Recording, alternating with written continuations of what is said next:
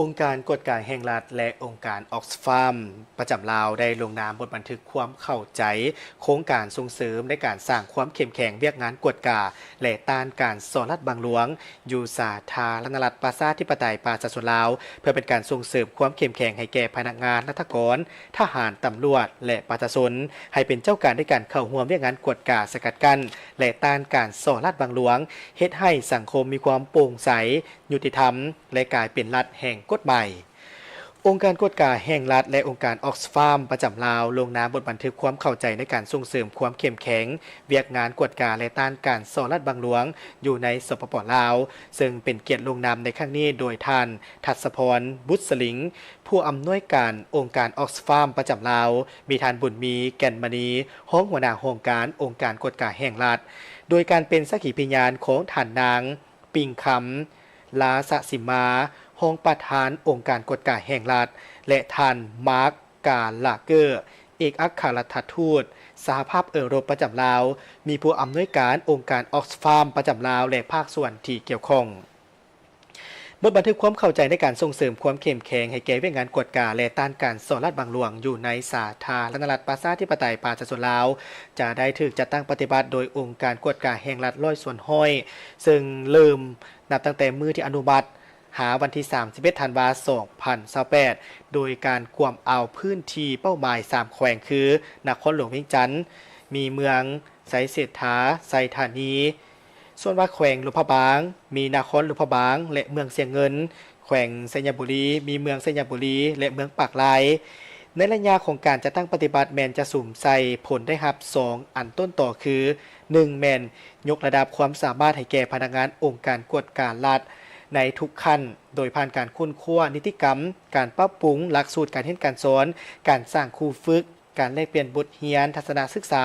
อยู่สาธารณรัฐสังคมนิยมเวียดนามและการปรับปรุงกลไกการประสานงานกับภาคส่วนต่างๆ 2. แม่นสร้างความรับรู้ให้แก่พลเมืองและสังคมให้เข้าใจถึงผลให้ของการสอรัฐบางหลวงโดยผ่านการฝึกอบรมผ่านการเสื่อมสารบทบาทยิงซ้ายการเข้าถึงกระบวนการยุติธรรมการฝึกอบรมให้แก่นักศึกษากฎหมายและทนายความจบใหม่รวมถึงการลงโฆษณาปลูกจิตสำนึกอย่างกว้างขวางซึ่งจะเป็นการสนับสนุนทุนจากสหภาพเอโรปและองค์การออกซฟาร์มประจำลาวในโอกาสเดียวกันนี้ท่านรองประธานองค์การกวดกาแห่งรัฐได้กล่าวว่าจากความพยายามได้เฮ็ดให้การจัดอันดับการสอรัฐบางหลวงของสาธารณรัฐประชาธิปไตยประชาชนลาวโดยองค์การความโปร่งใสสากลดีขึ้นเป็นลำดับซึ่งในปี 2023 ประเทศลาวอยู่ในอันดับที่136มาฮอดปี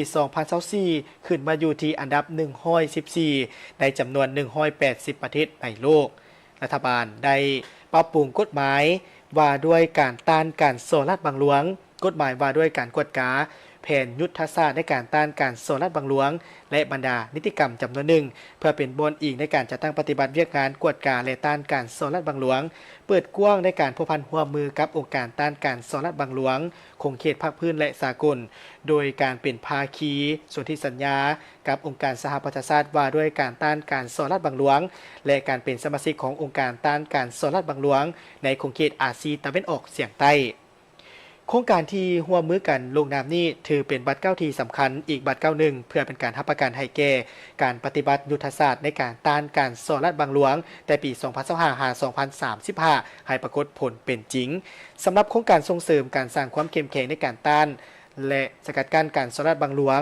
นี่เป็นเพื่อเป็นการส่งเสริมสร้างความเข้มแข็งให้แก่พนักงานรัฐกรทหารตำรวจและประชาชนลาวบรรดาเผ่าให้เป็นเจ้าการในการร่วมมือในเวียกงานกวดกาสกัดกั้นและต้านการสอรัฐบางหลวงเน้นใส่เฮ็ดให้สังคมมีความโปร่งใสยุติธรรมและกลายเป็นรัฐแห่งกฎหมาย